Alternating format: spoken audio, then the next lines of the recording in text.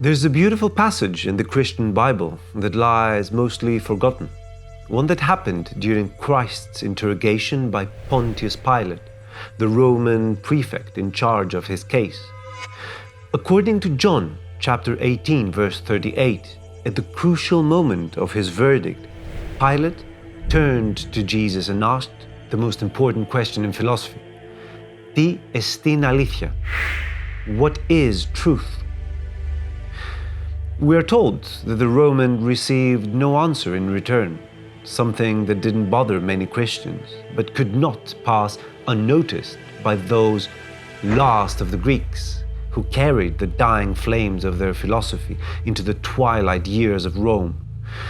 They would eventually lose, of course, their books destroyed by the increasing fanaticism of the Christians who, for the next 1,000 years, succeeded in keeping Europe in perpetual dusk.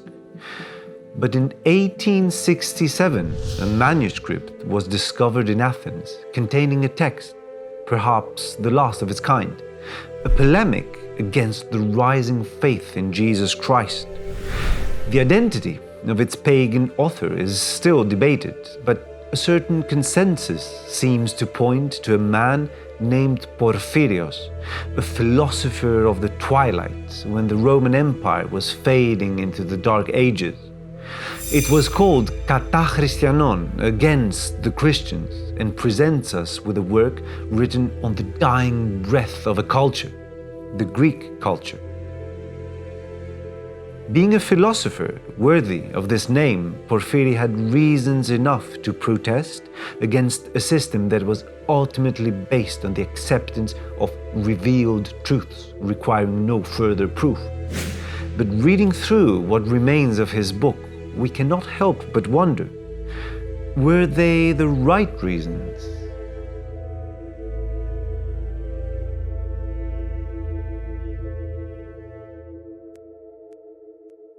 Porphyry was born in the Phoenician city of Tyre in 237 AD. As a young man, he moved to Athens, the home of Plato's Academy and Aristotle's Lyceum. Although half a millennia had elapsed since the founding of these celebrated schools, and the city itself had fallen far from its former glory. When he was about 30 years of age, Porphyry moved to Rome, where he joined the circle of Plotinus, one of the most important scholars of late antiquity and a renowned expert on Plato. There, Porphyry would become to Plotinus what Plato was to Socrates, a devoted student during the master's final and perhaps most mature years. In contrast to Plato, however, Porphyry never opened a school of his own, although he taught publicly throughout his life. His polemic against the Christians is still contested as to its authorship. But whatever the actual source, Porphyry is present in either body or soul, as the actual author or the inspiration behind the work. Against the Christians was written as a direct address to the people of the new faith and opens by asking them, why is it that their sources, the Gospels, are so contradictory regarding the sayings of Jesus? As if Christ, he says, was not one, but many different people stitched together. Now, before dismissing this argument, please remember that Porphyry had access to a few more Gospels than we do today. Gospels such as those of Thomas and Judas, or that according to Mary Magdalene. While being well aware of the Christians' habit of referring to their Gospels as allegories, Porphyry preempts with great humor by replying that obvious contradictions do not count as mysteries. Most importantly, he continues by asking what possibly relates to the episode described earlier, the one with Pontius Pilate and Jesus regarding truth. Why did Jesus, when he was presented to the Roman judge, not say anything wise? Why, if he truly possessed the knowledge of God, was he unable to teach his accusers, make better men out of them, like Socrates did during his trial. Porphyry follows by saying, quite correctly in fact, that Christianity shows a strong bias towards poverty, with Jesus being quoted as saying that it's easier for a camel to go through the eye of a needle than for a rich man to enter the kingdom of God. If that was so, Porphyry says, then the rich should not even try to become virtuous, as they are damned either way. And he later relates an event by which 4 Roman ladies of certain wealth were convinced by a group of Christians to give up their possessions and follow them. They ended up as beggars in the streets of Rome. Through and through, Porphyry's arguments sound eerily similar to those of the new atheists, both appearing sadly convinced that a man who was never argued into his beliefs through logic could somehow be argued out of them. But apart from a certain naivete, there's a deeper problem with Porphyry's arguments. See, for all his brilliance, Porphyry was no Plato, and the same could be said of his beloved master Plotinus. Between these two Romans and the Greeks they so admired, more than 600 years had elapsed, and all around them the early signs of the coming Middle Ages were all too visible. In Roman architecture, and as early as the reign of Hadrian, the forms of dome and arch had begun to appear in pagan temples, paving the way to the Hagia Sophia and Dome of the Rock, while Spengler went as far as calling the Pantheon of Rome the world's first mosque.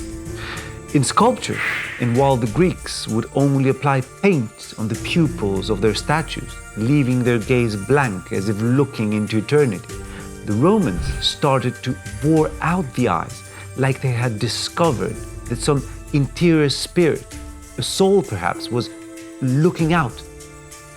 So, unbeknownst to Porphyry, and perhaps independently of Christianity, the world of the ancients was changing as it slowly moved away from the belief in human reason and to one focused on the salvation of the soul.